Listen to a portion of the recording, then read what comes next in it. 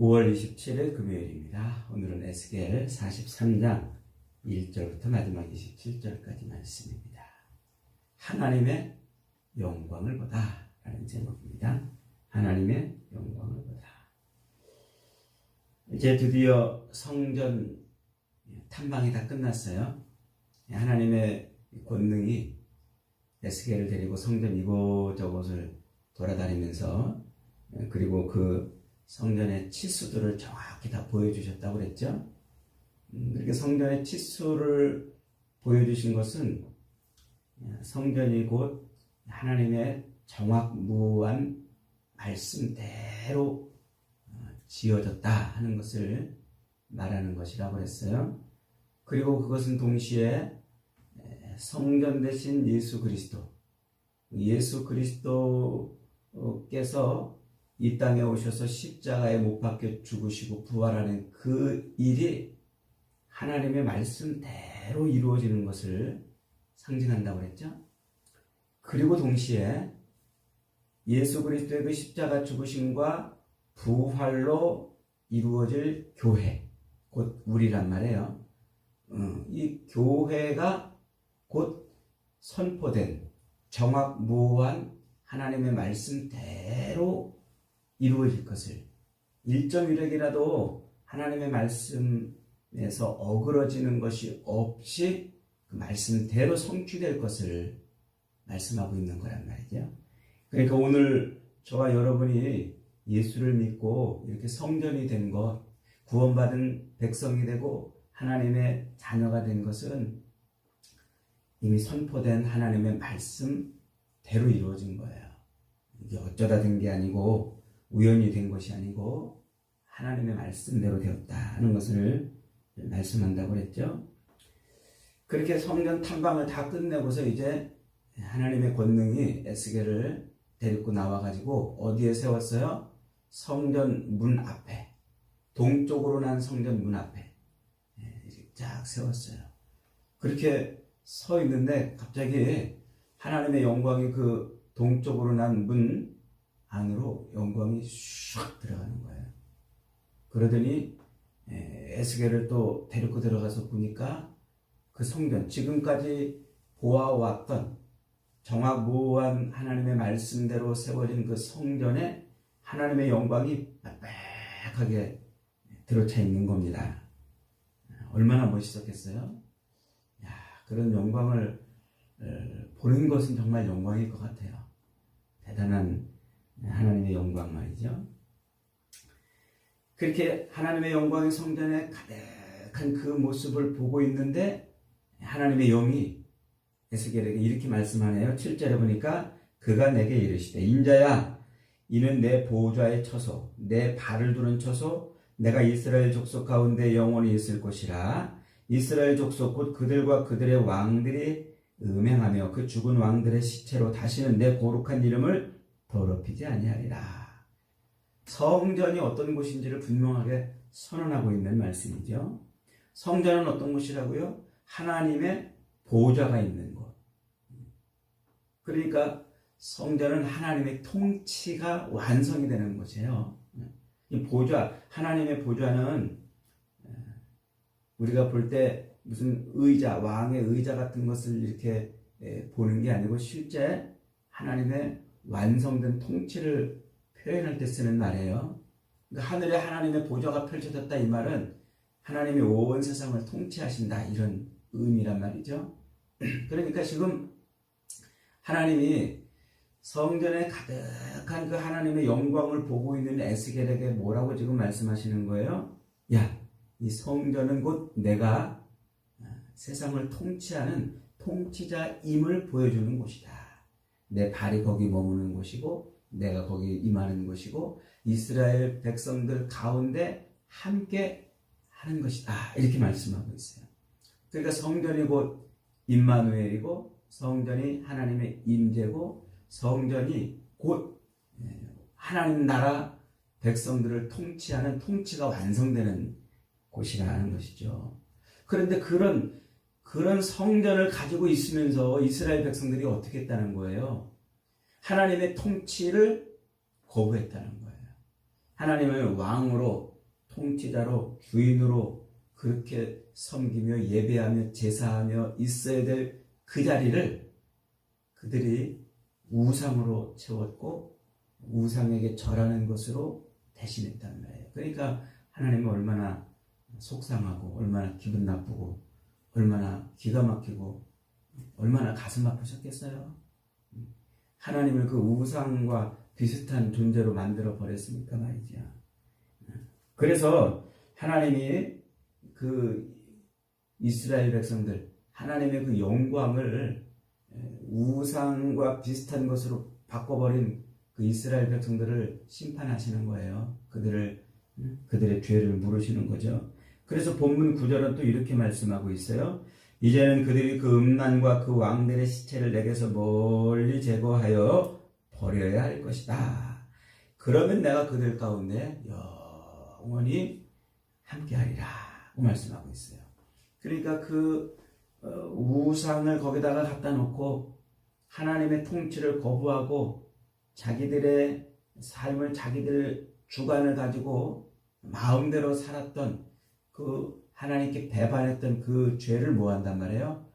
회개할 때, 그것을 제거할 때 그때 하나님이 다시 그들과 영원히 함께하리라 이렇게 말씀하고 있어요. 그 죄를 회개할 때. 그래서 11절에서 하나님이 이렇게 말씀하시는 거예요. 만일 그들이 자기들의 행한 모든 일을 부끄러워하거든 너는 이 성전의 제도와 구조와 출입하는 곳과 그 모든 형상을 보이며 또 그 모든 규례와 모든 법도와 모든 율례를 알게 하고 그 목전에서 그것을 써서 그들로 그 모든 법도와 모든 규례를 지켜 행하게 하라. 이스라엘 백성들에게 그들이 죄 가운데 있었고 그 하나님의 어마어마한 영광이 임한 성전을 우상 소굴로 바꿔뒀던 그 죄를 회개할 때 그 죄를 쫙 보여주고 너네들이 이런 죄를 지었다라고 이렇게 쫙 보여주고 그들이 우리가 이런 죄를 졌었구나 하고 돌이켜 회개할 때 그때 어떤 일을 보여주신다고요? 지금까지 에스겔이 보았던 그 환상 중에 보았던 그 성전을 고스란히 그들에게 주겠다는 말씀이에요. 그래서 성전의 모든 것을 그들에게 다 허락하시겠다. 그러니까 하나님이 새로운 자기 백성들을 모아서 하나님의 완전한 통치가 이루어지는 그런 하나님의 나라를 이루실 그 하나님의 영광으로서 성전은 죄를 회개할 때 비로소 임하는 거예요. 죄를 회개할 때. 그래서 하나님의 성전에 임하는 것은 조건이 죄를 회개할 때 가능한 거예요. 그래서 백성들한테 그 죄를 보여주고 그 죄를 회개하면 그 성전을 고스란히 그들에게 주겠다. 지금 말씀을 그렇게 하는 거죠. 그러면서 13절부터 17절에서는 이런 표현을 써요. 그 성전에 이제 성전 앞에 뭐를 세우냐면 제단을 세우라고 말해요. 그 제단은 곧 번제단이에요. 제사를 드릴 때 제물을 태우는 번제단. 그 번제단의 치수를 정확하게 알려주고 번제단을 세우라고 말씀하고 있어요. 그리고 그 번제단이 세워지면은 거기서 어떤 일이 벌어져요? 제물을 잡아서 제사를 드린단 말이죠. 그래서 그 다음에는 이제 제물을 잡아가지고 어떻게 제사를 드려야 될지를 자세하게 설명을 해주고 있는 거예요. 그러니까 하나님의 성전은 하나님의 완전한 임재가 이루어지는 그 성전은 무엇이 될 때 그 성전이 됩니까? 제사가 온전히 드려질 때. 하나님 앞에 온전한 제사가 드려질 때 비로소 그때 하나님의 임재가 완성이 되고 하나님의 성전이 성전으로서의 모습을 갖추는 거예요. 이것은 이미 출애굽기에서 하나님이 여러 번 선포하신 말씀이에요. 모세를 통해서 성막을 지으라고 말씀하셨잖아요.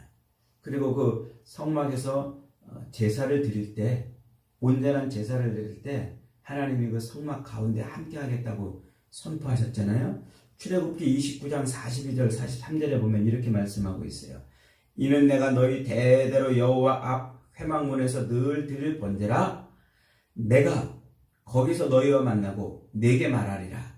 내가 거기서 이스라엘 자손을 만나리라. 내 영광을 인하여 회막이 거룩하게 됐지라. 그러니까 회막을 딱 만들어 놓고, 천막이죠. 그것을 성막이라고 이제 또 다르게 부른단 말이에요. 그 성막을 딱 만들어 놓고 그 성막 문 앞에서 뭐를 드리면, 번제를 드리면 그 번제를 드릴 때 하나님이 거기에 짠 하고 함께 하신다고 했어요. 그래서 그 번제를 드릴 때 짠 하고 함께 하셔서 그들에게 말씀하시고 그들을 만나주시는 거예요. 그러니까 그 성막을 잘 세워놓고 성막에서 뭐가 드려질 때? 제사가 드려질 때. 그럴 때 하나님이 그들과 만나주시고 그들에게 말씀하시고 그들 가운데 뭐한다? 함께해서 그 자체가, 그래서 그 회막이 뭐 어떻게 되게 하나님의 영광으로 가득 차게 만들어 주시겠다, 이렇게 말씀을 하는 거예요. 그러니까 회막은 제사가 드려질 때 비로소 하나님이 거기에 임하는 것이고, 그 제사를 드릴 때 하나님이 백성들과 만나 주시고 대화해 주시는 거예요. 그때 그 회막이 그럴 때 하나님의 영광으로 충만하다 그랬어요. 하나님의 영광으로 충만하다. 그래서 그 회막이 뭐 어떻게 될 것이다? 거룩하게 될 것이다, 이렇게 말씀하셨어요. 거룩이라는 말 어떻게 배웠죠? 거룩이라는 말은 뭐예요? 이렇게 뭐 거드름 피고 이런 게 거룩이 아니고 구별되는 것, 분리되는 것이라고 그랬잖아요. 그러니까 그 회막은 우상 이방인들이 자기들의 신 앞에 나가서 비나이다 하는 그런 신전과는 다른 곳이에요. 우주의 창주 되시고 통치자 되시는 하나님이 인간을 만나주시는 장소란 말이에요. 우상 신 앞에 나가서 비나이다 절해가지고 거기서 그렇게 있는 세상의 모든 우상 신들 신전하고는 확연히 다른 그런 거룩한 곳이 되는 거예요. 신이, 인간을 창조한 신이 인간을 만나주는 곳, 바로 그곳이 성막인 거예요. 그곳이 성전이고 말이죠. 이스라엘은 바로 그 성전을 갖고 있는 민족이었어요. 그러니까 이스라엘의 존재의 근원은 뭐냐면 하나님의 임재고 하나님의 거룩하심이에요. 그 하나님의 영광, 그것이 이스라엘의 이스라엘됨이에요. 그런데 이 바보 같은 이스라엘이 어떻게 했어요? 세상의 우상들, 그 우상들을 성전에 가져다 놓고 우상들을 절하고 우상을 섬기는 그런 행위들을 했단 말이에요. 하나님께 드릴 제사를 역겨운 것으로 바꿔버린 거예요. 하나님의 영광이 거기서 어떻게 돼요? 떠나버려요.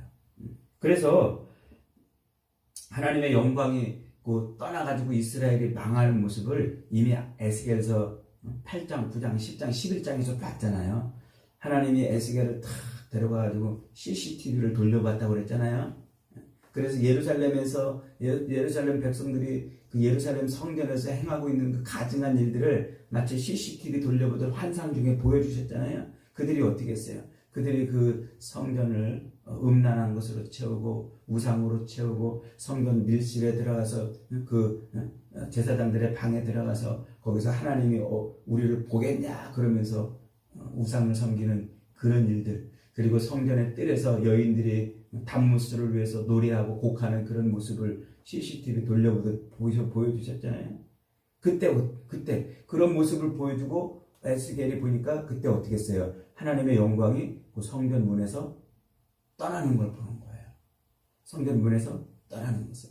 그 하나님의 영광이 성전 문에서 떠나니까 어떤 일이 벌어졌어요? 바벨론 군대가 예루살렘을 쳐가지고 결국은 예루살렘이 멸망하고 성전이 무너져 버린 겁니다. 그러니까 이스라엘이라는 것은, 이스라엘이 되는 것은, 이스라엘이 이스라엘 되는 것은 하나님의 임재 때문에 되는 거예요. 그 하나님의 함께 하심 때문에, 하나님의 그 영광 때문에, 그 성전에 임한 영광 때문에 이스라엘은 이스라엘이 되는 거예요. 그러니까 이스라엘이 그 성전을 더럽히는 순간 그들은 이스라엘이 아닌 거예요. 이미 하나님의 진노의 대상일 뿐이죠. 오늘 본문 3절로 4절에서는 이렇게 말합니다. 여호와의 영광이 동문을 통하여 성전으로 들어가고 영이 나를 데리고 안뜰에 들어가시기로 내가 보니 여호와의 영광이 성전에 가득하더라 그랬어요. 성전에 가득하더라.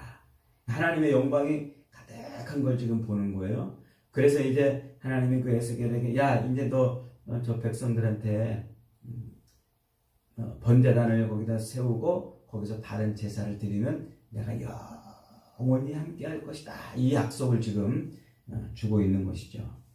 근데 지금 에스겔이 보고 있는 그 영광이라는 게 뭘까요? 그 영광, 하나님의 영광이라는 게 뭘까요? 우리가 이 영광이라는 것을 정확하게 이해하지 못하면 늘 추상적 개념에서 빠져 살아요. 이 영광이라는 말은 히브리어로는 카데쉬라는 말이라고 이렇게 그런 말을 써요. 카데쉬.